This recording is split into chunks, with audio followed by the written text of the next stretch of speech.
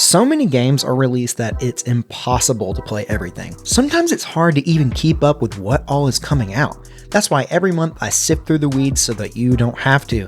Without any further ado, here are the most exciting new games that you should know about and consider playing this month.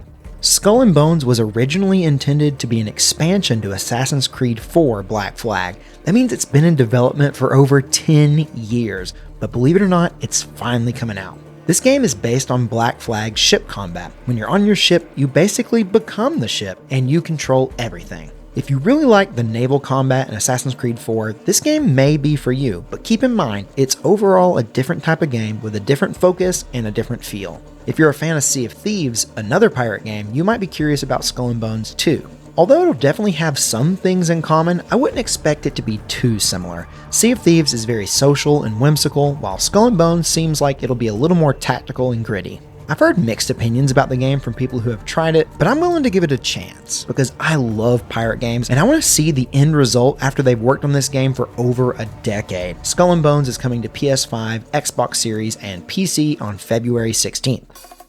If you're one of the over 100 million people who play games on Nintendo Switch, you know that things are unfortunately slowing down. While other platforms are getting tons of new and exciting games, Mario vs. Donkey Kong is the only major exclusive coming to the platform this month.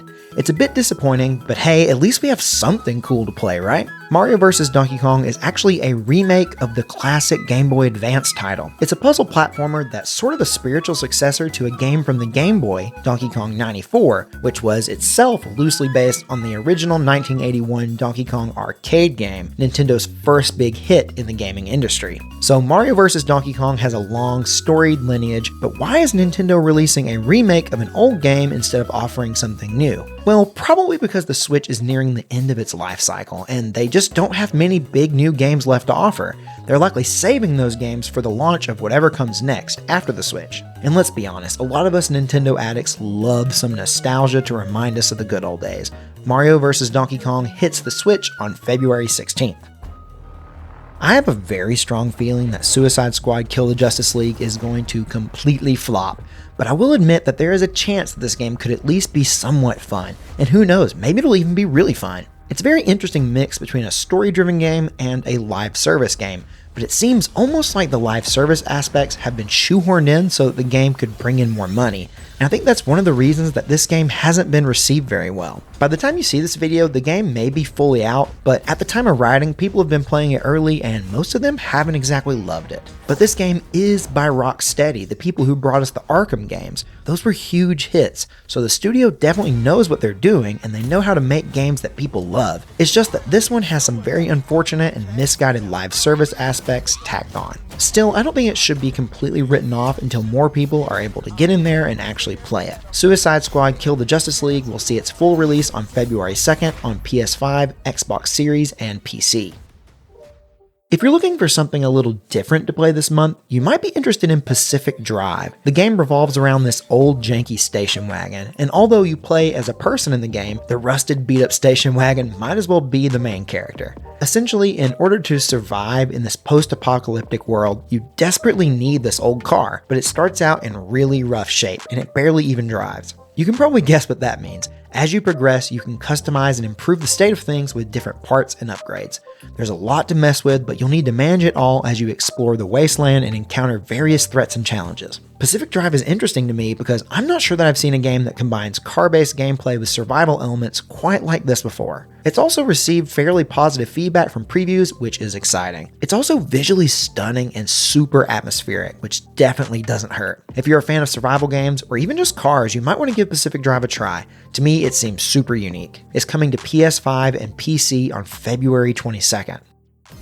Okay, everyone's calling this a knockoff of Splatoon, but if you're looking for a new game to play on your PlayStation, you might just be able to play this one for free. PlayStation Plus members will be able to get Foamstars, a brand new game, for free between February 6th and February 4th. And you definitely want to claim this game while it's free because after that time period, the game jumps up to $30. It's a bit of a weird release tactic. I'm not sure if they just aren't confident in the game, or maybe they just want as many people to try it as possible, but I'm excited that a lot of people will be able to get into this game without any upfront costs. And yeah, it seems like Foamstars is similar to Splatoon, but it has a twist. Instead of using ink, you use foam to create 3D structures that you can surf on. I'm sure that that in itself will make for some really unique gameplay. Will this blow up and be as big as Splatoon? I don't know, maybe. I kind of doubt it, but it does look interesting and I do think it has the potential to be fun. It'll be on PS4 and PS5 on February 6th. Before we get to what, in my opinion, is the biggest and most exciting game releasing in February, I want to hit you with a few rapid-fire games that you should know about just so you don't miss out on them if there's something you're interested in. Persona 3 is getting a remake that's being called Persona 3 Reload. Persona 3 is a bit of an older game now, so a remake is really exciting because it seems to put it more in line with something like Persona 5. Helldivers 2 is a squad-based shooter that's coming exclusively to the PS5 and PC. It's an interesting sequel because the original Helldivers was set in a top-down perspective. They've now swapped to a third-person perspective. I'm sure that fans of the original may be skeptical, but I'm thinking that maybe this new style will bring more interest to the series in general. I know next to nothing about Grand Blue Fantasy Relink, but I do know that it's an action RPG that has some sort of past association with Platinum Games, and in my opinion, it really shows in the combat, which looks super fun. Finally, if you're more into retro stuff, the first 3 Tomb Raider games are getting remastered and they look quite a bit better. Now for the big one. This month we're getting the game that won Most Anticipated Game at the Game Awards. There's no doubt, Final Fantasy VII Rebirth is one of the most exciting games releasing this entire year. This game is the second of what will be a Final Fantasy remake trilogy. Love or hate the first game, there's no denying that it sold extremely well. And because of that, there are a lot of people who are super excited to see where this second game takes things. That may seem weird because this is based on an old game that a lot of people have already played, but they've changed so much about the plot that it's almost like this has become an alternate universe version of Final Fantasy VII, where really anything could happen. It's super exciting. And that first game was one of the most high quality video games I've ever played from a design, music, and animation standpoint. And I expect more of the same from Rebirth. The gameplay is a little divisive as it attempts to modernize the combat and it's no longer strictly turn-based. Not everyone loves it, but I personally found it to be quite fun. Final Fantasy VII Rebirth is going to be a PlayStation 5 exclusive and it'll be here on the 29th. And those are the new games that you should consider playing this month. I do these upcoming game roundup videos every month, so if you're interested in seeing more of them, press whatever button or buttons the algorithm needs you to press to make sure that my videos are shown to you in the future. So until then, I'm Randy from Gaming Gig, and I'll see you next time.